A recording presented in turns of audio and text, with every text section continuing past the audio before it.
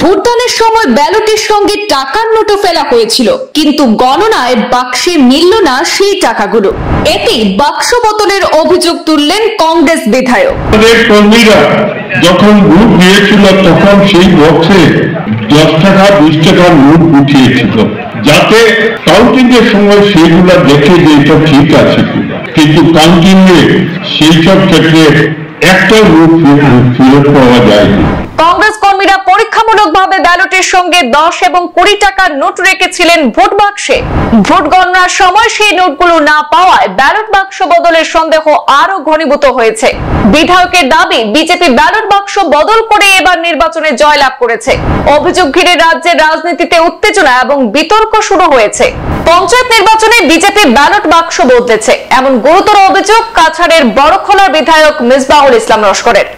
আসামে সদ্য সমাপ্ত পঞ্চায়েত নির্বাচনের ফলাফল ইতিমধ্যেই ঘোষণা হয়েছে।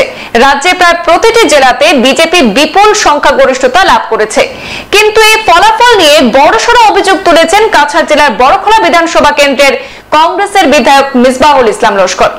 শিলচর রাজীব ভবনে অনুষ্ঠিত কংগ্রেসের দলীয় সভায় তিনি দাবি করেন যে এবার বিজেপির ভালো ফল করার একমাত্র কারণ হলো বিভিন্ন কেন্দ্রে নাকি ব্যালট বাক্স বদল করা হয়েছে।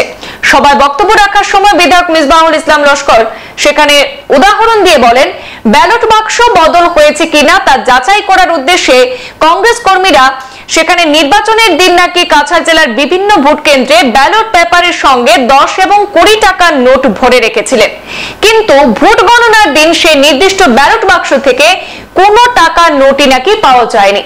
বিধায়কের মতে, যদি ব্যালট বাক্স বদল না হয়ে থাকে তাহলে সেই টাকার নোটগুলি কোথায় গেল?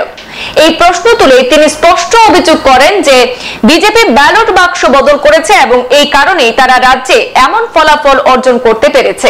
এই গুরুতর অভিযোগে নতুন করে বিতর্ক দানা বেঁধেছে রাজ্যের রাজনীতিতে। নির্বাচন সম্বন্ধে আমার ব্যক্তিগত ডাউট আছে যে কিছু কিছু জায়গা কিছু বক্স তারা চেঞ্জ করেছে। তারা আমাদের কর্মীরা যখন ভোট দিয়েছিল তখন সেই বক্সে 10 টাকা 20 টাকার নোট উঠিয়েছিল, যাতে কাউন্টিং এর সময় সেইগুলা দেখে যে এটা ঠিক আছে, কিন্তু কাউন্টিং এ সেই সব ক্ষেত্রে একটা নোট ফেরত পাওয়া যায়নি। তার মানে বক্সটা বদলি করেছে। জনসাধারণ মাঝে একটা ভয় আছে যে বিজেপি সম্বন্ধে কিছু বললেই আমাদেরকে তারা একটা প্রতিহিংসামূলক তারা একটা ব্যবস্থা নেয়, কিন্তু তথাপিও আমি আমাদের কর্মীদেরকে সালাম জানাই। সংবাদ এই পর্যন্তই। পরবর্তী অন্যান্য আপডেট পেতে সাথে থাকুন। ধন্যবাদ।